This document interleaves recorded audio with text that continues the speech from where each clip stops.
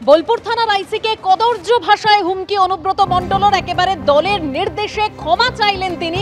দল যখন নির্দেশ দিল তার ৩৮ মিনিটের মাথায় ঝুঁকলেন অনুব্রত মণ্ডল। ডেডলাইন শেষের আগে নিঃশর্ত ক্ষমা চাইলেন তিনি। সমস্ত স্তরের কাছে নিঃশর্তভাবে ক্ষমা প্রার্থী সুব্রত বক্সিকে চিঠি লিখে একেবারে দায় সারাভাবে ক্ষমা চাইলেন অনুব্রত মণ্ডল।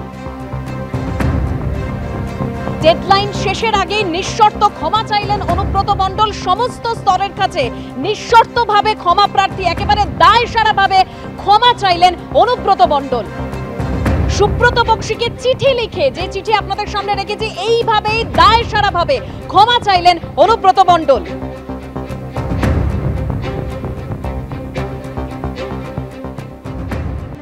বোলপুরের আইসিকে কদর্য ভাষায় হুমকি, বিপাকে অনুব্রত মণ্ডল। তার বিরুদ্ধে এফআইআর দায়ের হয়েছে এবং তার অফিসে গিয়ে হাজিরার নোটিশ দিয়ে আসা হয়েছে। বোলপুর থানায় তাকে হাজিরা দিতে হবে, নোটিশ ইতিমধ্যেই তার অফিসে পৌঁছে দেওয়া হয়েছে। আরো বিস্তারিত জানতে কথা বলবো আমাদের প্রতিনিধি ভাস্কর মুখোপাধ্যায়ের সঙ্গে। ভাস্কর, ইতিমধ্যেই অনুব্রত মণ্ডলের অফিসে পুলিশ গিয়ে নোটিশ দিয়ে এসেছে, বোলপুর থানায় তাকে হাজির হতে হবে, কি জানতে পারছো তুমি? দেখো, ঠিক 10 মিনিট আগে বোলপুর থানা থেকে একটি গাড়ি করে একজন কনস্টেবল আসেন এবং তার হাতে একদম বাদামি কালারের যে খাম, সে খামের মধ্যে নোটিশ ভরা ছিল এবং সেই নোটিশ পার্টি অফিসে যান, অর্থাৎ তৃণমূলের জেলা পার্টি অফিস বোলপুরে, এবং সেই পার্টি অফিসে গিয়ে উপরে যান এবং তার দেওয়ার কথা ছিল অনুব্রত মণ্ডলকে, কিন্তু তার নিরাপত্তা রক্ষীরা সেখানে আটকে দেন এবং সেখান থেকে তার রিসিভ করে চিঠি নিয়েছেন। এবং পরে যখন আমরা ওই কনস্টেবলকে জিজ্ঞাসা করি যে আপনি কেন উপরে গেছিলেন, তখন তিনি জানান যে তিনি নোটিশ দিতে গেছিলেন।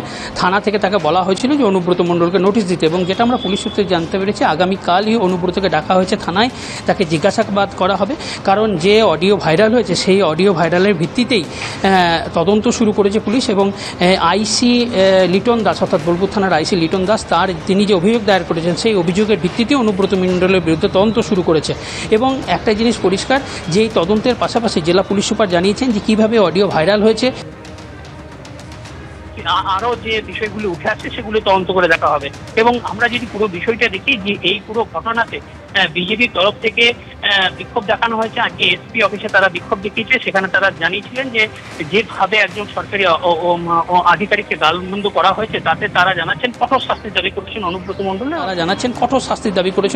মণ্ডল। এবং তারা সেই জন্য তারা এসপি অফিসে যান এবং সেখানে এসপি ছিলেন না। যখন তারা ডেপুটেশন জমা দিতে যান তখন সেই এসপি অফিসে থাকা নিরাপত্তা রক্ষীদের সঙ্গে তাদের ধস্তাধস্তি হয়। পরে এসপি অফিসের সামনে যে অনুব্রত মণ্ডলের একটি কাট আউট ছিল, অর্থাৎ রাস্তার উল্টো দিকে একটি কাট আউট ছিল, সেই কাট আউটে জুতো মারতে দেখা যায় বিজেপি কর্মীদের, এবং তারা জানিয়েছেন যে তারা কঠোর শাস্তি দাবি করছেন। একইভাবে বোলপুর সাংগঠনিক জেলার যিনি বিজেপি সভাপতি শ্যামাপ্রসাদ মণ্ডল, তিনি এসেছিলেন বোলপুর থানায় এবং তিনি সহানুভূতি জানাতে এসেছিলেন আইসি লিটন দাসকে,